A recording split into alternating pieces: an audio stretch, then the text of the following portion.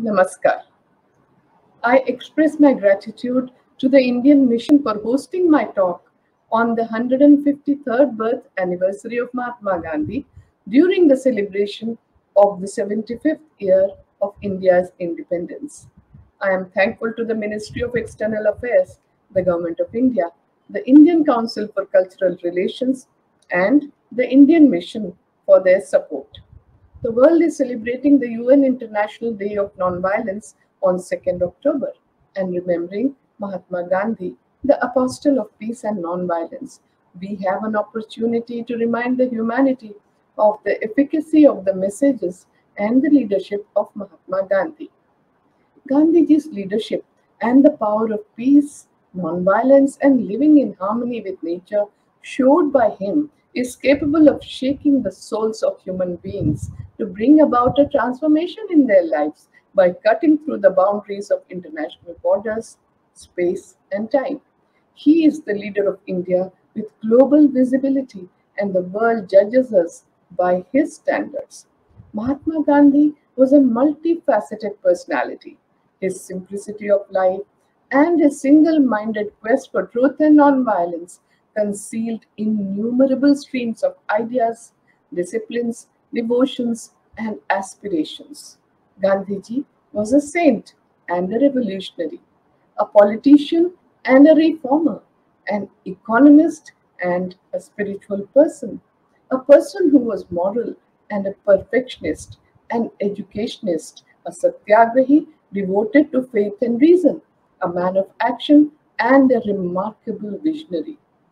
He was an excellent negotiator, a reconciler, and a peacemaker who worked to bring about a compromise in all the situations he faced.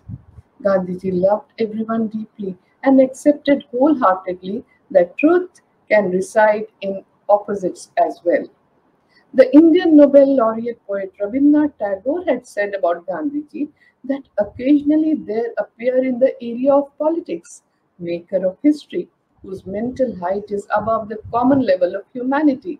They wield an instrument of power which is almost physical in its compelling force and often relentless. When Mahatma Gandhi came and opened the path of freedom for India, he had no obvious medium of power in his hands, no overwhelming authority of coercion. The influence which emerged from his personality was ineffable, like music and like beauty. It claimed up on others so greatly because of its revelations of a spontaneous self giving force. His spiritual inspirations comprehend and yet transcends all varied manifestations of humanity and makes the face of worldliness turn to the light that comes from that eternal source of wisdom. Mahatma Gandhi's life was a constant narrative of an endeavor in which he added to his reputation, concluding with the evolving inclusiveness of his personality. There was nothing mystic or miraculous about his development and growth. From an ordinary person into a Mahatma, it is open to each one of us to see how he advanced, one step at a time, experimenting with truth and nonviolence and piecing them together in his life, ready to look at truths, understand their implications, face hardest consequences in the pursuit of a cause, suffer any price for a mistake, recover lost ground again, but always progressing, open minded, and fearless. He dedicated himself selflessly to reach and hold the truth of a matter at any cost. This is the way he grew into a Mahatma. He was an ordinary person who transformed himself up to the most extraordinary heights. The greatness of Mahatma Gandhi lies more in his spirituality, in his insistence on the inspired strength of the soul and its life giving qualities at a time when the devastating force seemed in full force. Mahatma Gandhi had spared no pain in disciplining himself to the utmost possible extent. Experimentation was one of the innermost desires of Gandhiji's life. He experimented with food and dietetics, health and nature cure, clothes and attire, politics and economics, education and reforms, revolution, ethics and spirituality. with almost everything that his life knew as part of life. With relentless logic and faith, he charted new ground in every direction, and yet had the depth of mind to separate defeat from triumph, the dishonest from the real, and to integrate all his aims and achievements into the harmony of his personality. Gandhiji's whole life story is about action to bring about definite transformations. He both succeeded and failed in what he sought to do, but he always moved forward and he never gave up the quest for improvement, both social and spiritual, and both for individuals and for the nation as a whole. Today, Gandhiji is remembered not only as a political leader, but as a moralist who appealed to the universal conscience of humankind. He changed the world, and the impact is seen by the world leaders who were inspired by him and have taken a leaf from Gandhiji's life and work to fashion their initiatives for ensuring peace, justice, and fighting against discrimination. Renowned scientist Dr. Albert Einstein has written about Mahatma Gandhi, and I quote, Gandhi is unique in political history. He has invented an entirely new and human technique for the liberation struggle of an oppressed people and carried it out with the greatest energy and devotion. A leader of his people, unsupported by any outward authority, a man of wisdom and humility who devoted his whole life to uplift his people. He confronted the brutality of Europe with the dignity of a simple human being and has always risen superior. We are fortunate and should be grateful that fate has bestowed upon us so luminous a contemporary, a beacon to the generations to come. Mahatma Gandhi is widely recognized as one of the 20th century's greatest political and spiritual leaders. Few men have ever had as much of an impact on our world as Mahatma Gandhi. He was charismatic, thoughtful, and analytical. Gandhiji was very much a product of his time, yet one of his greatest sources of inspiration was the Bhagavad Gita, the sacred Indian scripture which teaches us to lead a life of selflessness, non attachment, and non possession. And Gandhiji lived according to the central messages of the Bhagavad Gita. He derived tremendous pleasure from the activities he engaged in, whether it was writing and editing his newspapers, books, spinning the charkha, engaging in manual labor, walking long distance, imprisonment, and so on. He immensely enjoyed what he was doing. Whatever he did, he was wholly present to the task at hand. In fact, the path became the goal. In Mahatma Gandhi's words, and I quote, satisfaction lies in the effort, not in the attainment. Full effort is full victory. Unquote. Gandhiji's moral leadership accomplished what they thought to be impossible by many. According to Pyarelal Nair, Gandhiji's private secretary for a long time, what made Mahatma Gandhi almost unique among leaders of men was his capacity to harmonize widely different points of view so that they became contributory to the examination of the common goal. An outstanding instance of this was the way in which he dealt with his colleagues who differed from him. While holding to his own principle, he allowed his colleagues full scope to serve the country according to their light.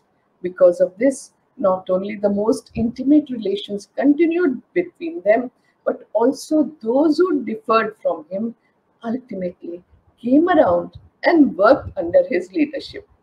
The central core of Gandhiji's teaching was meant for all humankind and is valid for all times. Gandhiji wanted all men to be free so that they would grow unhampered into full self-realization. He wanted to abolish the exploitation of man by man in any form because both exploitation and submission to it are a sin against the law of our being. He had been invited by numerous foreigners to visit their countries and deliver his message to them directly, but Gandhiji had declined. He said that he must make good what he claimed for truth and non-violence in his own country before he could launch on the gigantic task of converting the world. With the attainment of freedom by India by following Gandhiji's method of non-violent resistance or satyagraha, despite all the imperfections in its practice, the condition precedent for taking his message to other countries was, to a certain extent, fulfilled. Gandhiji's legacy to humanity is fighting against injustice by non-violent means, using love force, truth force, and soul force, and he termed it as Satyagraha. It aimed to change the hearts of the adversaries through self-suffering and sacrifice in the non-violent resistance and civil disobedience. According to Mahatma Gandhi, anybody can adopt Satyagraha. Satyagraha has also been considered for resisting any kind of oppression. Gandhiji regarded Satyagraha as a way of life. During the freedom struggle of India, Satyagraha was used as a weapon to challenge the power of the state and to achieve success for the general welfare of the people. Conflicts are bound to arise in human societies as each person, group, or nation can perceive only one's or its own relative truth. We must fight against what we perceive as untruth, injustice, exploitation, and repression. Gandhiji evolved the concept and technique of non-violent civil resistance to all such evils. He gave the name Satyagraha, or holding firmly to truth, to all such non-violent resistance. Truth, non-violence, purity of means, sacrifice, and self-suffering are its basic principles. The central concept in Mahatma Gandhi's philosophy of Satyagraha is broadly based on non-violence. Defined most narrowly, it is a technique or tool of non-violent action. A Satyagraha campaign is undertaken only after all other peaceful means have proven ineffective. At its heart is non-violence. An attempt is made to convert, persuade, or win over the opponent. It involves applying the forces of both reason and conscience simultaneously, while holding aloft the indisputable truth of his or her position.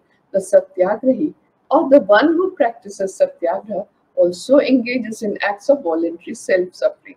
Any violence inflicted by the opponent is accepted without retaliation. But precisely because there is no retaliation, the opponent can only become morally bankrupt if violence continues to be inflicted indefinitely. Gandhiji gave this innovative method that was to be a substitute for violence. The intention was to bring about positive societal and dogmatic changes. It would do us well to remind ourselves of what Gandhiji proposed for the world.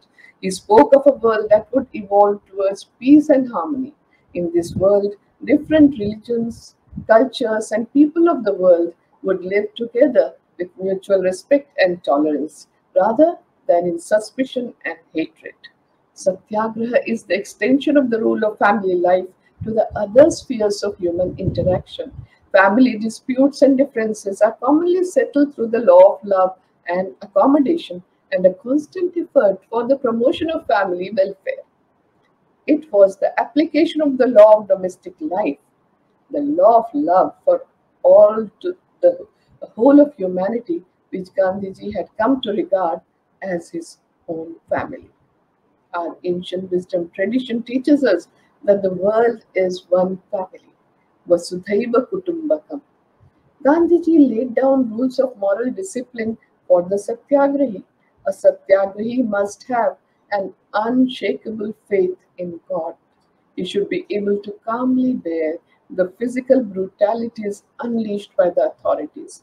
He must not crave after wealth and fame and should be totally fearless and strong in his determination. He must have patience, single minded purposefulness, and must not leave the path of duty by anger or any other desire.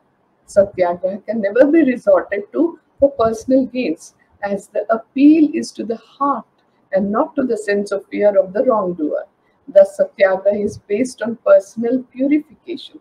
Mahatma Gandhi's insistence on purity of means by way of spiritualization of politics is a great contribution to humanity, as it is essential to employ pure means was serving a righteous cause. Satyagraha always starts as an attempt to understand the opponent's point of view, and if the conflict is not resolved through dialogue, mediation, and compromise, then various forms of non cooperation and in the political field, even civil disobedience may be adopted. One must never obey a law against one's conscience, but a satyagrahi also never really breaks a law because he or she openly defies the law and welcomes maximum punishment under the law for such disobedience. Gandhiji saw the spirit of compromise as an essential part of satyagraha. A satyagrahi must show willing obedience to the laws of the state. Mahatma Gandhi wrote, and I quote, "A satyagrahi obeys the laws of the society intelligently and of his own free will because he considers it to be his sacred duty to do so. It is only when a person has thus obeyed the laws of society scrupulously that he is in a position to judge as to which particular rules are good and just and which are unjust and iniquitous, and only then does the right accrue to him of the civil disobedience of certain laws in well defined circumstances." Gandhiji claimed to have been by nature a law abiding person. As Gandhiji has shown in his pursuit of Satyagraha from 1906 till his end, its aftermath is always a better relationship among the parties. In a violent resistance, the opposite is the result. Gandhiji's earliest satyagraha in India was in Champaran in Bihar during 1917, where he adopted the approach of civil disobedience, which gave the lesson in fearlessness and a direction to peasants, youth, and India's freedom struggle. This was followed by the Kheda and Bardoli Satyagraha, settlement of mill owners and labor dispute in Gujarat from 1918 onwards. These satyagrahas gave the lesson that it could be used in virtually any situation of dispute, equally by literates and illiterates. In 1919, Gandhiji led the Rolat Satyagraha that established him as the leader of immense potential. Gandhiji went on to lead various other major satyagraha against the British rule through the non-cooperation movement of the 1920s, the civil disobedience movement of 1930s, of which the Salt Satyagraha was a defining moment in India's independence, and the Quit India movement of 1942, which was a landmark in Indian freedom struggle. Gandhiji had said that nonviolence is the greatest force at the disposal of humanity. He showed that peace can be assured only through nonviolence, tolerance, compassion, and understanding in our thought, word, and deed. Mahatma Gandhi's concept of nonviolence and satyagraha is more than relevant today when we are collectively encountering the multifarious challenges of mindless violence and unlimited greed. The name of Mahatma Gandhi transcends the bounds of religion, race, and nation states and has emerged as the prophetic voice of the 21st century. The world remembers Mahatma Gandhi not just for his practice of non-violence and satyagraha, but as a standard against which we test ourselves in personal, political, and social life. Mahatma Gandhi was one of the few leaders who remains an inspiration for millions and whose impact is palpable globally as the most critical change maker the world has seen. The world was to be more just, more tolerant, better, and more humane. The legacy of Mahatma Gandhi will endure for generations to come. He motivated people to be themselves and live a life of truth and simplicity. He also inspired them to believe in their country and its culture. Gandhiji mastered the elements of personal leadership. He lived by his convictions and never awaited others to take the first step, but led the way so that others could follow. As we celebrate the anniversary of 75 years of Indian independence, we remember Mahatma Gandhi and all other freedom fighters gratefully who provided an outline to free India from the British rule and to rebuild the country. India's freedom movement, led by Mahatma Gandhi, was based on his philosophy of universal peace, truth, non-violence, compassion, satyagraha, and sarvodaya, the welfare of all, and he strived to restore the Indian spirit for human dignity. Gandhiji has been a pioneer demonstrating this more peaceful method, which is so very effective. Today, the world gazes across him with unenviable gratitude. With resilience and resolve, Gandhiji carried forward the torch of our great nation's guiding philosophy, which has been the underlying message of the Rigvedic verses. And I quote, Ekam Sat Vipraha Baudha Vadanti, meaning truth is one, but the learned call it by many names. Gandhian humanism and its practical application are the way forward in the world. His noble spirit and warm, humane kindness have endeared him to all humanitarians throughout the world. I express my thanks to the Indian Mission for hosting today's talk as part of India at 75 celebration. My special thanks are to the Indian Council for Cultural Relations for facilitating this event. I am grateful to all of you who have joined today. I will end with the peace benediction in Sanskrit for the universal welfare. सर्वेषां स्वस्तिर्भवतु सर्वेषां शान्तिर्भवतु सर्वेषां पूर्णं भवतु सर्वेषां मङ्गलं भवतु ॐ शान्ति शान्ति शान्तिः. May all be endowed with prosperity. May all be blessed with peace. May all be blessed with perfection. May all be blessed with bliss. Om. Peace, peace, peace. Namaskar.